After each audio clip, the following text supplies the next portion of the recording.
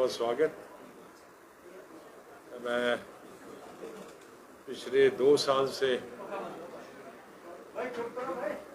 तो कोविड के कारण कम आना हुआ और शुरू में तो सरकार ने बंदिश ही लगाई थी आने पे, और उसके बाद कोविड ने बंदिश लगा दी। और आशा करते हैं कि कोई तीसरा कोविड ना आए ताकि हमारा आना जाना और आप लोगों से मिलना जारी रहे। बरसात के कारण मेरी इच्छा तो थी कि मैं जम्मू प्रोविंस का दौरा करूं, सभी 10 डिस्ट्रिक्ट का, लेकिन कुछ कोविड के कारण और कुछ बरसात के कारण, जिस तरह से इस दफ़ा पहाड़ी इलाकों में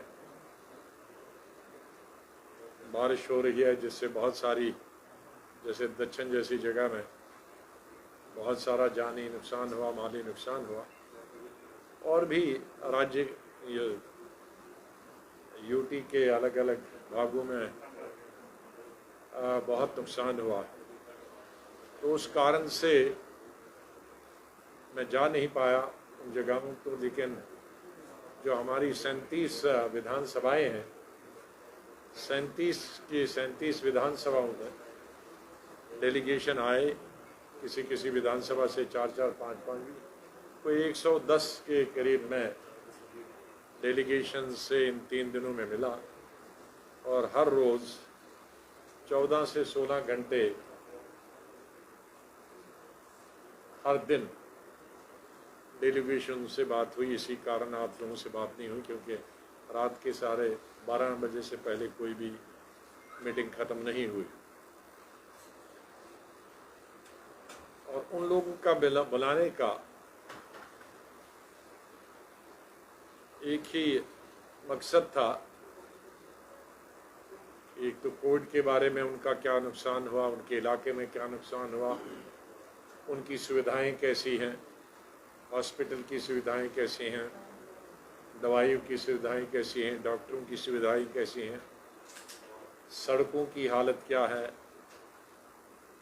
अनएम्प्लॉयमेंट की हालत क्या है, बेकारी और बेरोज़गारी की हालत क्या है, डेवलपमेंट कैसा चल रहा है। तो इस बारे में ये 3 दिन में मैं कह सकता हूँ कि बहुत फीडबैक अच्छा मिला पूरे जम्मू प्रोविंस के 37 की 37 विधान सभाओं से। बहुत सारी चीज़ों की तरफ मैं ध्यान दिलाने की ज़रूरत की है। मुझसे कहा है कि मीडिया से बात करें। एक तो यह है कि एडमिनिस्ट्रेशन को, क्योंकि आज एमएलए कोई है नहीं, विधानसभा भंग है, तो आइडियल सिचुएशन होती है किसी भी लोकतंत्र में कि उसके प्रतिनिधि जो जवाबदेह होते हैं जनता के सामने, वो ऐसी परिस्थितियों में बहुत काम आते हैं। लेकिन ब्यूरोक्रेसी उस काम के लिए नहीं बनी।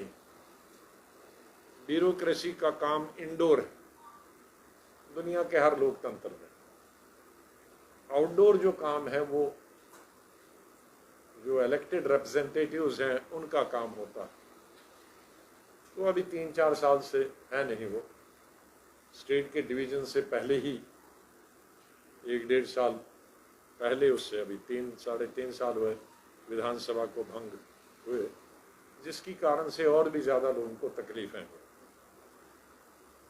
तो हमारी मांग, जो हमारी पार्टी ने 5 मुद्दे रखे हैं, उसको हम फिर दोहराते हैं कि तुरंत ज़रूरत है इस स्टेट में जल्दी से डिलिमिटेशन को ख़त्म करना, कंक्लूड करना, वाइंड अप करना, कंक्लूड करके वाइंड अप करना, और स्टेटहुड देना, और स्टेटहुड के बाद, स्टेटहुड तो एक दिन का काम है, उनके लंबा चौड़ा डिलिमिटेशन की तरह काम नहीं है, उसके लिए तो एक दिन का सेशन बुलाने की ज़रूरत है और उसको बिल को पास करके स्टेटहुड दे के और फिर तुरंत विधानसभा के इलेक्शन कराए जाएं और उसके साथ ही फिर जो ज़मीन का हमारा है कि उसमें ज़मीन और नौकरियां, उनका प्रावधान होना चाहिए। हालांकि लेजिस्लेचर वो अपने आप से भी कर सकती है, अगर नेशनल लेवल पे उसका कोई प्रावधान न हो तो लेजिस्लेचर सक्षम है ये दोनों चीज़ें करने के लिए, वो हो सकता है। और कश्मीरी पंडित जो 30-31 साल से देश के अलग अलग भागों में है, दुनिया के अलग भागों में, उनको वापस लाओ। तो हमारा अनुरोध यही होगा केंद्रीय सरकार से कि ऑल पार्टी मीटिंग में जो माननीय प्रधानमंत्री जी ने और गृह मंत्री जी ने आश्वासन दिया था सभी पार्टीज को, उसको लॉन्ग टर्म या मीडियम टर्म के बजाय शॉर्ट टर्म में इम्प्लीमेंट करना चाहिए। उससे लोगों को बहुत फ़ायदा मिलेगा।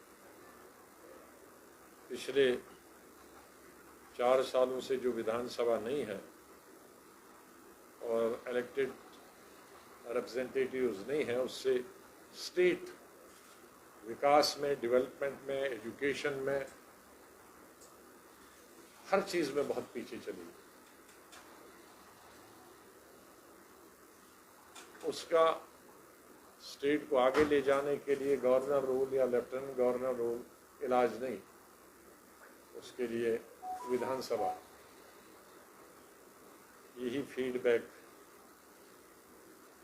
सभी लोगों से मिला, आम जनता से मिला है, पूरे जम्मू प्रोविंस के लोगों से।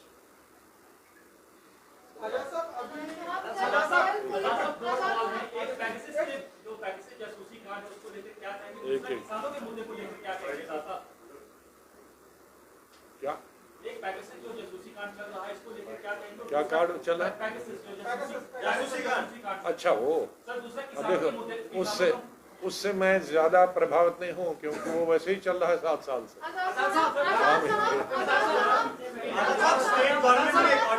अरे आप ऐसे एक मैं सबको देखो, एजेंसी करे या सरकार करे, फर्क तो कोई नहीं पड़ता।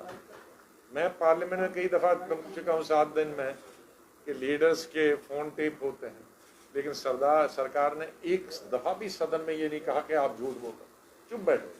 तो चुप्पी हमेशा हाँ होता। तो आप कोई नई बात नहीं की, एजेंसी के द्वारा करते, पहले खुद करते थे। One at a time. अभी सरकार ने एक फैसला लिया कि जिसमें जो देश विरोधी सरकारी नौकरियों में काम करने वाले लोग थे, वो देश विरोधी तत्वों में पाए गए, उनको पहले बर्खास्त कर दिया गया। और अभी कल एक सीआईडी को सर्कुलर जारी किया गया है जिसमें जो भी पत्थरबाज होंगे या देश विरोधी एक्टिविटीज में सम्मिलित पाए जाएंगे, उनको ना तो पासपोर्ट जारी होगा, ना ही उनका वेरिफिकेशन जो होगा वो क्लियर किया जाएगा सिक्योरिटी की तरफ से, ना ही उनको सरकारी जॉब मिलेगी। किस तरह देखिए, एक मैं आपको बताऊं, जहाँ तक पत्थरबाज का सवाल था, जो देश विरोधी है वो तो जेल में जाता है, तो उसके लिए तो वेरिफिकेशन करने की जरूरत नहीं है। देश विरोधी जो है वो जेल में, तो उसको नई बात नहीं है, वो पहले भी होता था, आज भी होता था। और सुनो भाई, इतना जल्दी क्यों होते हैं आप? जम्मू और मीडिया सबसे एक बड़ी शांति से पूछो, बहुत देर बाद आए नहीं मैं पूछूं सबका।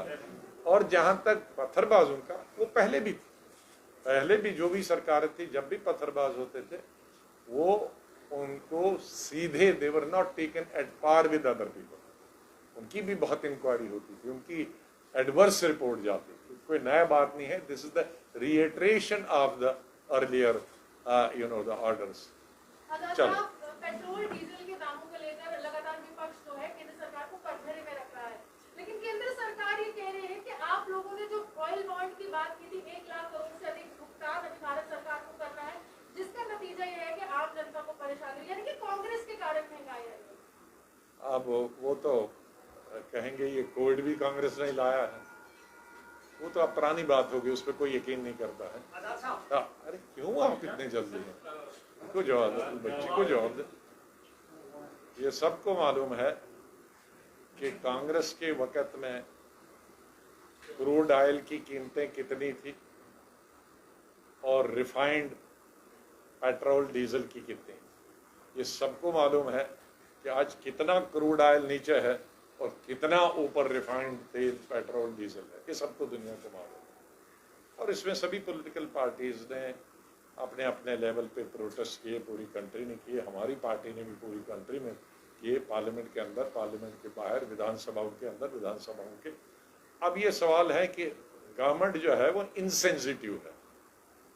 आप लोग लिखते भी हैं कि गवर्नमेंट पर कोई असर नहीं पड़ता है, महंगाई हो तो हो, लोगों के सर पर है, हमें सरकार को क्या फायदा है। तो हमें गवर्नमेंट को सेंसिटिव होना चाहिए to the demands of the people of country. Unfortunately वो नहीं है।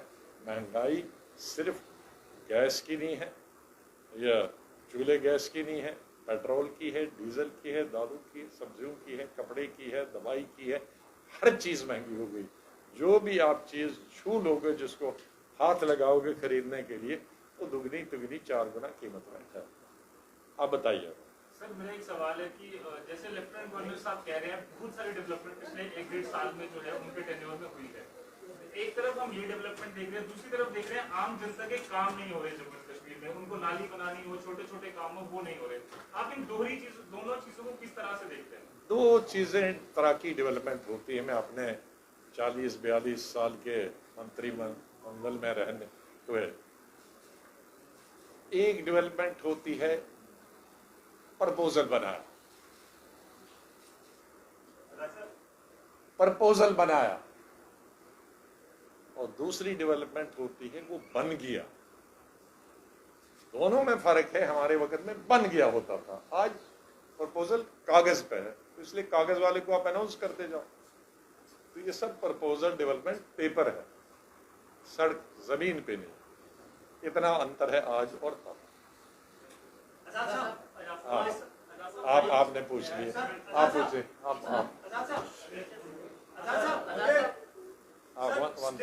सर स्टेट इलेक्शंस की तरफ जा रहा है, आपने खुद कहा कि पहले स्टेट ग्रुप की डिमांड हो और उसके बाद इलेक्शंस की तैयारी हो। आप क्या खुद यहाँ कांग्रेस को लीड करेंगे इलेक्शंस में? क्योंकि इलेक्शंस बहुत क्रुशियल होने वाले हैं, क्योंकि बीजेपी 370 हटाने का जो है प्रोपेगेंडा करेगी दूसरी तरफ के लोग। तो क्या आप खुद यहाँ इलेक्शंस को लीड करेंगे अगर पार्टी आपको मौका देती है, और किस तरह की रणनीति रहेगी कांग्रेस? देखो, लीड करने का सवाल क्या है आपका? जब भी इलेक्शन होते हैं, मैं 40 साल से कंपेन करता हूँ, यहाँ देश भर में करता हूँ, और ये होम स्टेट है, यहाँ तो करना ही करना। क्यों नहीं कंपेन करेंगे? तो कंपेन करेगा, लेकिन ये जरूरी है, ये अनिवार्य है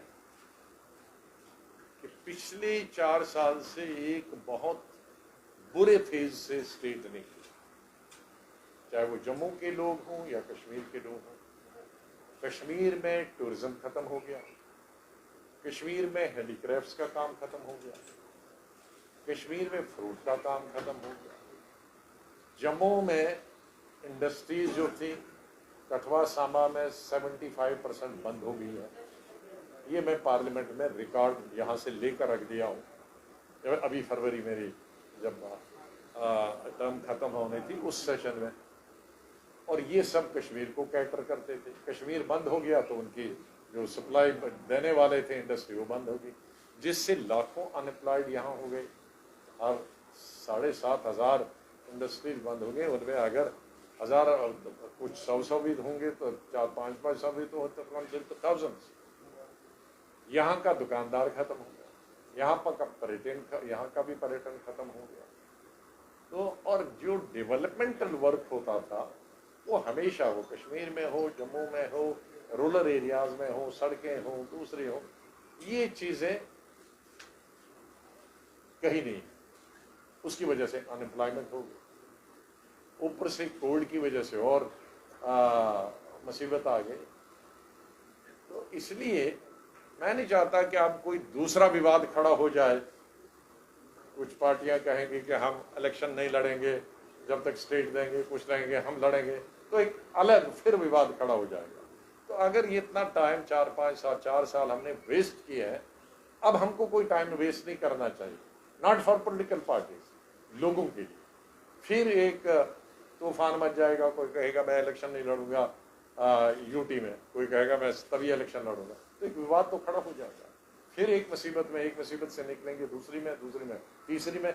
हमको we must come out of this, और उसका सिंपल है कि आप स्टेट बाद में दे दो, पहले दे दो, और अच्छे माहौल में आप स्टेट वोट दे दोगे इलेक्शन में, इलेक्शन से पहले 4 गुना आपकी ज्यादा ये वोटिंग होगी, पार्टिसिपेशन होगी। तो किसी भी गवर्नमेंट को ये देखना चाहिए कि डेमोक्रेसी का सबसे बेस्ट चीज है कि लोगों की पार्टिसिपेशन कितनी है। तो लोगों की, मैं ये कह सकता हूं कि यूटी में 1/4 पार्टिसिपेशन हो सकती, 1/10 भी हो सकती है, और स्टेटहुड पहले दें, अनाउंस करें, और फिर इलेक्शन हो तो 10 गुना ज्यादा आपकी पार्टिसिपेशन होगी, और वो पार्टिसिपेशन स्टेट के लिए भी अच्छी होगी, गवर्नमेंट के लिए भी अच्छी होगी, हिंदुस्तान के नाम के लिए भी अच्छी होगी, लोकतंत्र के लिए भी अच्छी होगी। आजाद साहब, 2024 में प्राइम मिनिस्टर नरेंद्र मोदी को हराना आसान नहीं होगा हर एक पॉलिटिकल पार्टी के लिए, स्पेशली कांग्रेस के लिए, क्योंकि कांग्रेस अभी जो है you seems to be a house divided. आप देखिए पंजाब में जो पंजाब के कांग्रेस के प्रेसिडेंट हैं, उनकी चीफ मिनिस्टर के साथ नहीं बनती, और कई जगहों पर ऐसा चल रहा है, राजस्थान में भी यही हालात है। तो क्या लगता है सर कि प्राइम मिनिस्टर नरेंद्र मोदी के अगेंस्ट कांग्रेस खड़ी हो पाएगी 2024 में सर? देखो, लोकतंत्र हाउस इन ऑर्डर नहीं है सर। हाउस तो कहीं नहीं, वो तो बीजेपी का भी ऑर्डर में नहीं होता है। हमारे ठीक है, वो पार्टी को स्ट्रेंथन करने की थी, वो कोई डिवीजन नहीं था, वो परसेप्शन था। हम कहते हैं जल्दी जल्दी इलेक्शन करो, इलेक्शन में नए चुन के आते हैं, but this no division, just नहीं। आप इंटरनल इलेक्शन इस कोविड में कैसे करें, इसलिए तो हम कोविड में मांग ही नहीं कर सकते। लेकिन ये ठीक है, आपका कहना है अच्छा, ये ठीक है कि सभी पॉलिटिकल पार्टीज को हमारी कोई कमजोरियां रही और उन कमजोरियों को ठीक कर रहे हैं। ये तो ये जब स्टेप लेते हैं तो उससे थोड़ी बहुत के लिए डिस्टेबलाइज होता है, लेकिन लॉन्ग रन के लिए वो ठीक होता है। I think we are going to sort out, यहाँ का सॉर्ट आउट हो गया। पंजाब कौन जीता है किसको मालूम है, 24 तक क्या होगा, या हमें मालूम नहीं था कि ये कोविड आ जाएगा, और जो हमारे पिछले साल हजारों कितने लाखों लोग हमसे चले गए।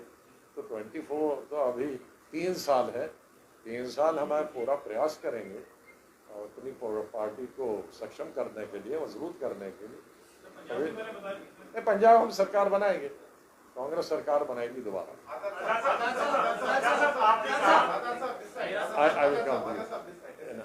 मेरा सवाल भद्रवा को लेकर है। जब गुलाम नबी आजाद जम्मू कश्मीर के मुख्यमंत्री थे, उन्होंने भद्रवा मेला भी शुरू करवाया था, भद्रवा के लोग बहुत खुश थे। लेकिन जब से सरकारें बदलती रही, आपको नहीं लगता कि भद्रवा को इग्नोर किया जा रहा है? और साथ ही साथ एक और मांग है भद्रवा के लोगों, क्या सिर्फ भद्रवा को इग्नोर किया जाता है? सारे स्टेट इग्नोर है। एक और मांग है, अरे सारी पूरी यूटी इग्नोर है। जिला बना दिया जाए भद्रवा का। वो जिला मैं ऐसी कमिटमेंट नहीं करता हूँ कि, लेकिन इग्नोर सब स्टेट यूटी है। आप बताइए। आपसे ये आप कह रहे हैं कि बीजेपी जो है सिर्फ जम्मू कश्मीर नहीं बल्कि देश भर में फैली हुई है। मैंने ये नहीं बताया, मैंने बताया कि महंगाई को आप अपना जो मैं बता रहा हूँ कि महंगाई है और महंगाई का नोटिस नहीं लिया जाता। क्या लगता है कांग्रेस, मतलब इतनी बीजेपी की तरफ से महंगाई भी आप कह रहे हैं, कई ऐसे मुद्दे हैं जिनको लेकर आप कहते हैं, कांग्रेस किस जगह कमजोर पड़ गई कि उसको अपोजिशन का रोल अदा नहीं कर पाई? दूसरी ममता बनर्जी एक अलग फ्रंट बना रही है, क्या कांग्रेस भी इसमें शामिल हो? मुझे नहीं लगता अभी कोई फ्रंट ऐसा बन रहा, वो भी कई महीनों के कई सालों से आई नहीं थी। पहले हमारी पार्टी रहती थी, मैं ही उसका अरेंजमेंट करता था, मिसेस गांधी प्रिजाइड करती थी। लेकिन इधर 2 सालों से जब से कोविड हुआ तो वो मीटिंग नहीं हो पाई और मिलना मिलाना नहीं हो पाया। अब वो आई तो सबसे मिली और जीत के आ गई थी तो एक मिली। तो मैं नहीं सोचता हूँ कि अभी कोई ऐसा फ्रंट बनाने की कोई शुरुआत हुई है। आजाद साहब, अगर तब जब राज्यसभा में आपका जो आखिरी दिन था आपकी टर्म का, तो वहाँ पर सभी ने आपकी प्रशंसा की, प्रधानमंत्री नरेंद्र मोदी ने भी आपकी प्रशंसा की, आपने भी उनकी काफी तारीफ की। तो सर आजाद साहब, आप मुझे बताइए कि प्रधानमंत्री नरेंद्र मोदी की ऐसी कौन सी खूबी है, क्वालिटी है जो आपको सबसे ज्यादा पसंद है? चलिए आगे वाला भाई। पहली बार 370 हटने के बाद प्रधानमंत्री नरेंद्र मोदी ने ऑल पार्टी मीटिंग जी। बुलाई, आप भी इसमें गए, उस मीटिंग के बाद क्या बदला? उसके बाद सिर्फ इतना बदला कि ये बड़े अरसे से 1-1.5 साल से कमीशन बनाया गया था, लेकिन कमीशन वो निकला नहीं घर से बाहर। उसके बाद तुरंत कमीशन कश्मीर भी गया, जम्मू भी गया, हर जगह गया, डिस्ट्रिक्ट लेवल पे गया। तो उसका मतलब है जो गति है उसकी तेज़ हुई, क्योंकि कमीशन ये तय हुआ था हमारे कई साथियों की, इवन हमारी भी मांग थी कि कमीशन अभी रुक सकता है, जैसे नॉर्थ ईस्ट में रोका गया था, यहाँ भी पोस्टपोन हो सकता है, पहले इलेक्शन हो। लेकिन उसमें गृह मंत्री जी ने एक अच्छा जवाब दिया था। उन्होंने कहा भाई नॉर्थ ईस्ट में और यहाँ इतना अंतर है कि असम में इलेक्शन से पहले और इलेक्शन की बात कोई सीटों में फ़र्क नहीं पड़ रहा, लेकिन चूंकि यहाँ स्टेट के डिवीज़न के बाद 7 सीटें बढ़ी हैं, तो अगर इलेक्शन करेंगे तो स्टेट या यूटी अल्टीमेटली स्टेट वंचित रहेगी 7 सीटों से, इसलिए अनिवार्य है। तो जिस पर हमने शुरू किया, और मुझे खुशी है कि उसके बाद जो ऑल पार्टी की मीटिंग के बाद एक अच्छी शुरुआत हुई कि जो 1-1.5 साल पहले बनी थी कमीशन, वो लोग उसको भूल गए थे, वह एक्शन में आ गए, उन्होंने अपनी एक्टिविटी शुरू की, उन्होंने मिलना मिलाना शुरू किया, अपना काम शुरू किया। अब हमें उम्मीद है कि उसको जल्दी कंक्लूड किया जाए और स्टेटहुड अनाउंस किया जाए और इलेक्शन हो। आजाद साहब, अभी असम और मिजोरम की पुलिस आपस में जिस तरह से भिड़ी है पिछले कुछ दिनों पहले, और किस तरह से देखते हैं कि ये क्या नई शुरुआत जो है वो हो रही कि 2 स्टेटों की पुलिस आपस में नहीं है, फायरिंग कर रही हो? ये देश के हित में नहीं है, क्योंकि अगर स्टेटें इस तरह से आपस में लड़े, लोग आपस में लड़ते रहे हैं। बेलगांव में हमारा बेलगांव जो कर्नाटक में है वो कई साल तक झगड़ा चला महाराष्ट्र के बीच में और कर्नाटक के बीच में। ऐसे डिस्प्यूट नॉर्थ ईस्ट में कई एरियाज हैं जिसमें स्टेट और स्टेट के बीच में डिस्प्यूट एरियाज को लेकर रहे, लेकिन कभी ऐसा नहीं हुआ है कि 2 स्टेटों की फौज ऐसे लड़े जैसे 2 कंट्रीज के बीच में लड़ती है। वो अच्छी चीज़ नहीं है। मेरे ख्याल में उन दोनों स्टेटों के मुख्यमंत्रियों को, जहां दोनों जगह बीजेपी की ही सरकार है, वहां उनको रेस्ट्रेन करना चाहिए और उसमें सख्त से सख्त हिदायत देनी चाहिए कि ये ऐसे मसले जो हैं 2 स्टेटों के बीच में, और सेंटर उसका आर्बिट्रेशन करके इंटरवीन करके उनको हल करना चाहिए। 2 स्टेटों की पुलिस को आपस में लड़ने की कभी इजाज़त नहीं देंगे। अगर इसमें इस तरह की छूट दी तो सब स्टेटें कल आपस में अपनी फौज बनाना शुरू करेंगे। वो हित में नहीं है। मुझे लगता है कि गवर्नमेंट ऑफ इंडिया को इसको बड़ा सीरियसली लेना चाहिए। 5 अगस्त आने वाला है, धारा 337 और 35 से हटाया गया है, क्या कहना चाहते हैं इसके बारे में? आपके इसके बारे में कोई? अब इसका निचोड़ यही है कि स्टेट दे दो और इलेक्शन कराओ, ताकि वो पिछला पास्ट उसकी पूरी हो जाए। मुबारक मंडी को जो है वो जितना कॉम्प्लेक्स है उसको जो है वो होटल में तब्दील किया जा रहा है। आपके टाइम काफी फंड वहाँ पे लगाया गया, काफी पैसा वहाँ पे दिया गया। हमारे वक्त में हमने 40 करोड़ उसको मंजूर कराया था और उस पर काम भी हमारे वक्त में बहुत काम हुआ था। मैं खुद निगरानी करने 2-4 दफ़ा वहाँ जाता था, उसके बाद काम था। तो पहले उसको ठीक कराएं, फिर होटल में कन्वर्ट करें। और इस तरह से ऑलरेडी एक होटल वहाँ बना है। होटल को देखने के लिए नहीं जाना। मेरा जो उस वक्त पर्पज़ था उसको, ये तो एक इनिशियल अमाउंट थी जिसको हमने लगाना था, उस पर और अमाउंट लगाने। जम्मू में हमारी सबसे बड़ी चीज़ यह है कि हमारे पास कोई पर्यटकों को दिखाने की चीज़ नहीं। कुछ हमारे पिलग्रिम टूरिज्म है मंदिर दिखाने की, लेकिन उसके अलावा भी रिक्रिएशन, और उसके अलावा हमने बहुत गलती की। पूरे 70 साल से शुरू करना चाहे था, 1947 से ही उसकी तरफ सरकार को, जितनी भी हमारी सरकारें हैं, उनको ध्यान देना चाहिए था टूरिज्म के हिसाब से, पर्यटन के हिसाब से। और जो संपत्ति थी, इतनी पुरानी बिल्डिंग, ये एक टूरिस्ट अट्रैक्शन बन जाती।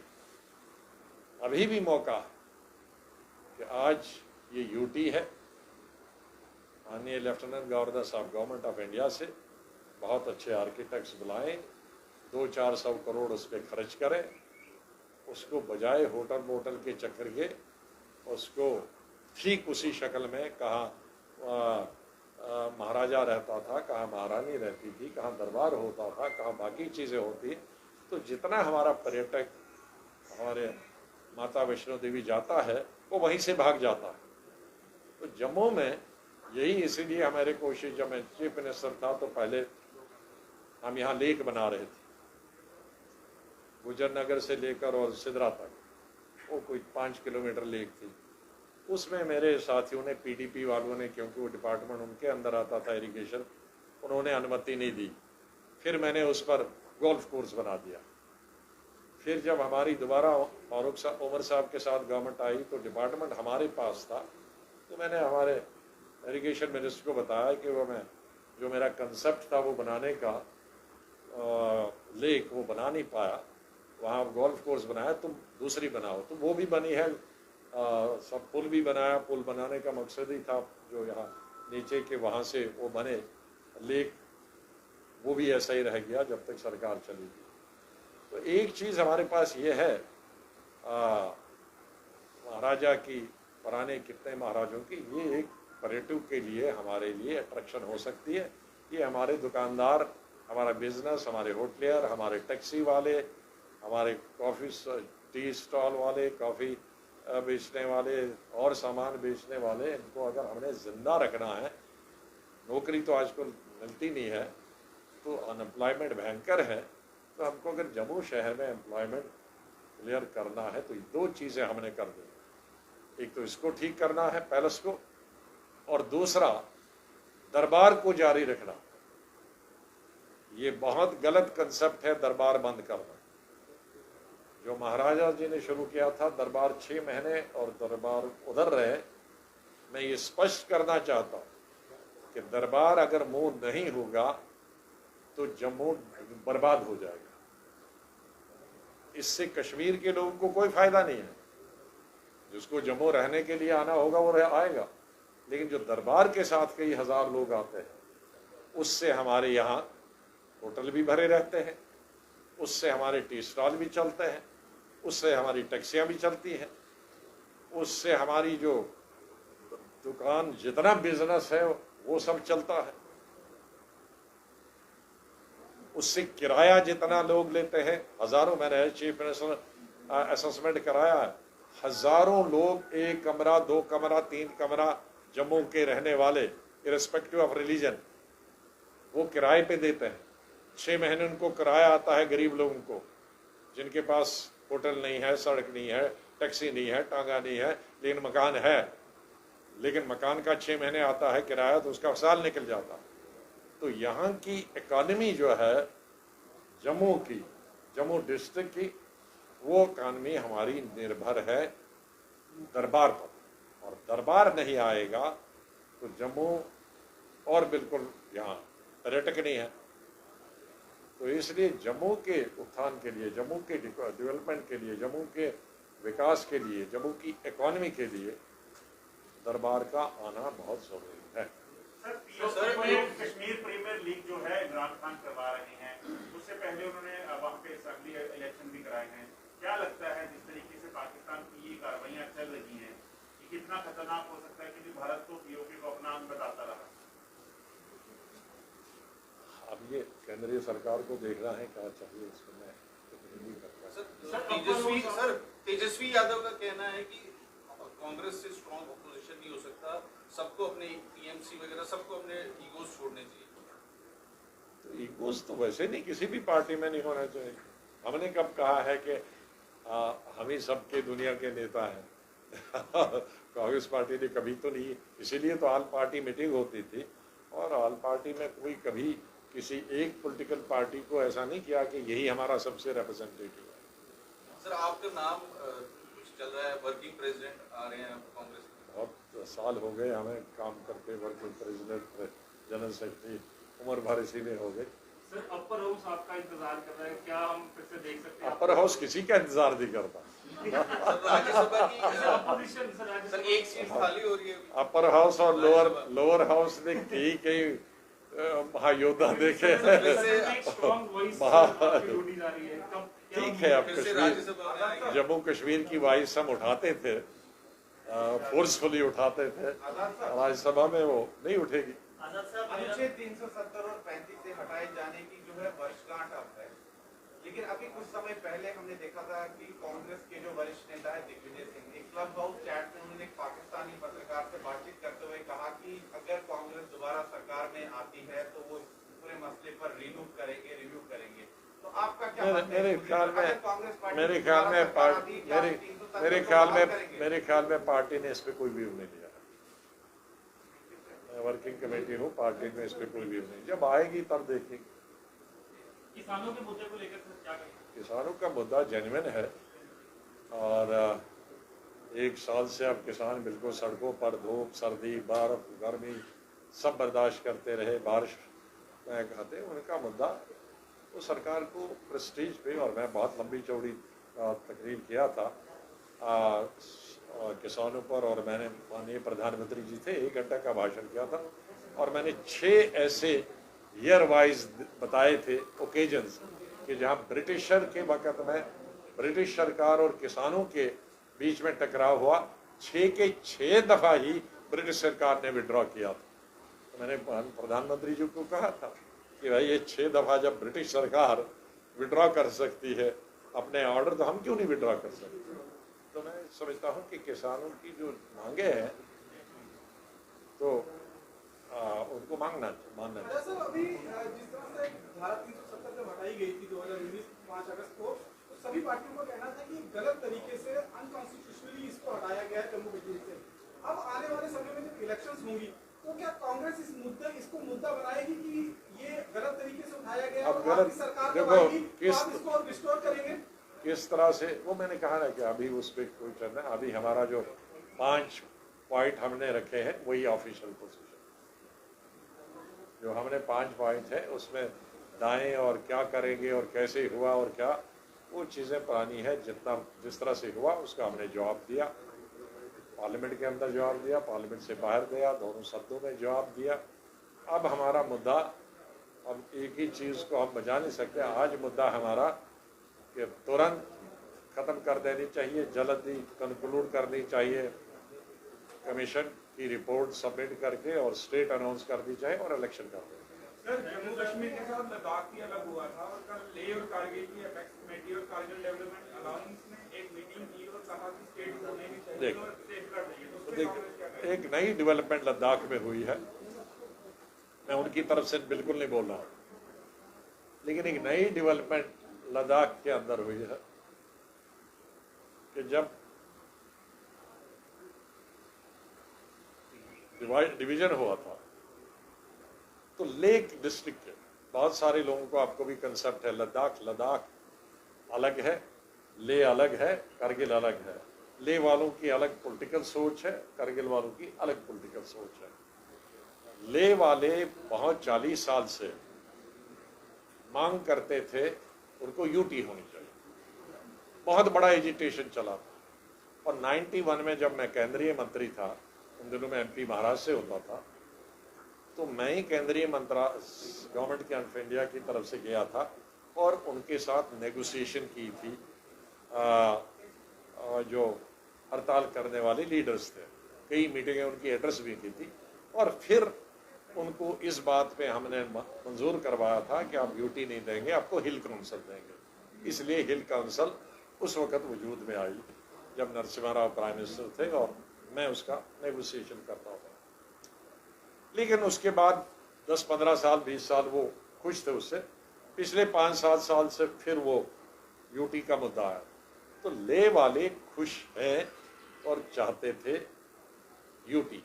कारगिल वाले हमेशा यूटी को अपोज करते थे और जम्मू कश्मीर के साथ रहना चाहते थे। लेकिन अभी इधर मैंने सुना पिछले 6 महीनों में डेवलपमेंट हुई है कि कारगिल वाले सारे ऑल पार्टीज और ले वाले माइनस बीजेपी वो चाहते हैं अब स्टेट। तो अब ये है अभी पोजीशन कि अब उनको स्टेट देगी गवर्नमेंट ऑफ इंडिया की यूटी ही रहेगा। और यूटी मनाने के लिए उनको लिए गवर्नमेंट ऑफ इंडिया ने बहुत सारी चीजें की, उनको प्रोविंस भी दिया, उनको डिविजनल हेडक्वार्टर भी दिया, उनको कॉलेज भी दिया, ये सब चीजें। जो हिल काउंसिल आपने बनाई थी आज वो कितनी रेलिवेंट है? क्योंकि पहले वो सिर्फ डीसी के साथ रहती थी, आज सेक्रेटरी वहां पे है। अब ये मैं उनकी तरफ से कुछ नहीं मानूं कि कल कंट्रोडिक्ट करेंगे। मैं खाली ये बताता हूं कि पहले क्या सिचुएशन थी और आज क्या सिचुएशन है। पहले एक डिस्ट्रिक्ट फेवर में था, एक अगेंस्ट था। आज जो डिस्ट्रिक्ट अगेंस्ट था वही आज स्पेयर हेड कर रहा है कि उनको लद्दाख, पूरे लद्दाख को स्टेट छोड़ दे। और शायद कारगिल में यूनानिमिटी है और मेरा जो सुना है कि ले में यूनानिमिटी नहीं है। अभी डिलिमिटेशन कमीशन जब जम्मू कश्मीर के दौरे पे आया था, जब प्रक्रिया शुरू हुई तो जो कश्मीर सेंट्रिक लीडर्स हैं उनमें ये डर है कि कहीं कुछ ऐसा वैसा कर कश्मीर की सीटों को घटाया ना जाए। और डिलिमिटेशन कमीशन ने भी ये कहा है कि 4 एस्पेक्ट्स, खाली जनसंख्या के आधार पर नहीं, जो 4 एस्पेक्ट्स होंगे उनको मद्देनजर रखते हुए सीटें जो है वो बनेगी। तो क्या ऐसी संभावना है, क्या ऐसी संभावना है कि कश्मीर की सीटों की कम करके जम्मू की सीटों को बढ़ाया जा सके? मैं कोई अंदाजा इसमें नहीं लगाना चाहता हूँ। मैं ना मेंबर हूँ और न मैं इससे बात की, लेकिन मैं इतना बताऊंगा कि 2 चीजें उसमें जरूरी होती और हमारी जैसी स्टेट के लिए बहुत ज्यादा जरूरी है। एक तो पॉपुलेशन और दूसरा एरिया। अब आप चिनाब वैली में देखेंगे तो 4000 किश्तवाड़ की 4000, एक कॉन्स्टिट्यूंसी 4000 स्क्वायर किलोमीटर और 4 की 4000 पहाड़ी है। और यहाँ अगर हम शहर में देखेंगे तो 200 किलोमीटर की 13 होगी। तो ये या श्रीनगर शहर। तो मेरा ये मानना है कि इलेक्शन कमीशन को एरिया भी, ज्योग्राफिकल एरिया और पॉपुलेशन दोनों कंसिडरेशन करेंगे। और जो ये ऐसा नहीं है पहली दफा, यही देखें ना जो हमारे पहाड़ी इलाके हैं, नॉर्थ ईस्ट, अरुणाचल प्रदेश 30 सीटें और है कितना 5 लाख आबादी, या मिजोरम 30 सीटें या 40 सीटें है कितनी 6 लाख आबादी। तो इसका मतलब है कि वरना उस हिसाब से तो 2 कॉन्स्टिट्यूंसी आनी चाहिए, 40 नहीं होनी चाहिए। तो इसका मतलब है कि जो पहले कमीशन बैठे हैं उन्होंने सिर्फ पॉपुलेशन को क्राइटेरिया नहीं बल्कि प्राथमिकता उन्होंने एरिया को भी दिया। तो इस इलेक्शन कमीशन को प्रायोरिटी पॉपुलेशन में देनी चाहिए कि कौन, अगर बड़ी स्टेट कॉन्स्टिट्यूंसी को 2 करो, लेकिन अगर एरिया है उसमें चाहे 40,000 वोट हो तो लेकिन 1000 स्क्वायर किलोमीटर पे तो हो। मैं तो 50 नहीं कहूँगा, लेकिन किश्तवाड़ 4000 स्क्वायर किलोमीटर। चलिए अब बहुत हो गया। Thank you very much.